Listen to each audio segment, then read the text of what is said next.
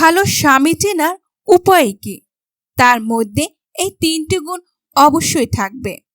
১. সে আপনাকে সত্যি ভালোবাসে কিনা সেটা চেনার সবথেকে সেরা উপায় হচ্ছে আপনি যখন অসুস্থ হয়ে যান তখনও কি সে চেঁচিয়ে কথা বলে বা আপনাকে কাজ করার কথা বলে, নাকি আপনাকে সাহায্য করে? ২. ভালো স্বামী কখনোই আপনাকে মানুষের সামনে নিয়ে যেতে লজ্জা করবে না।